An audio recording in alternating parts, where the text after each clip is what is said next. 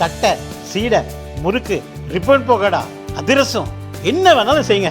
ஒரே ஒரு 5 லிட்டர் இதய மந்த்ரா கடல் எண்ணெய் பேக் ஒரு மாசம் முழுசுக்கும் அத்தனை சமையலும் முடிச்சு விடலாம். இதய மந்த்ரா. இந்தியாவால் தேடப்படும் பயங்கரவாதிகளை ஒப்படைப்பதில் பாகிஸ்தானுக்கு எந்த ஆட்சேபனும் இல்லை என்று பாகிஸ்தான் மக்கள் கட்சி தலைவரும் அந்நாட்டின் முன்னாள் வெளியுறவு அமைச்சருமான பிலாவல் பூட்டோ ஜர்தாரி கூறியுள்ளார்.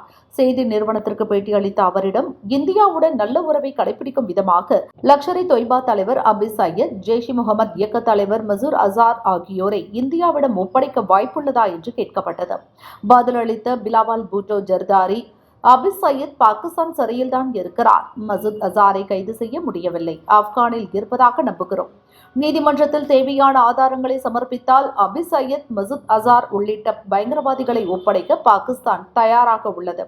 ஆனால் அடிப்படை விஷயங்களை கடைபிடிக்க இந்தியா மறுக்கிறது என்று பிலாவல் பூட்டோ ஜர்தாரி கூறினார். பதவியில் இருந்தபோது பூட்டோ இதுபோல் பேசியது இல்லை. இப்போது எந்த பதவியிலும் இல்லாத நிலையில் ஞான உதயம் வந்தது போல பேட்டி கொடுத்துள்ளார்.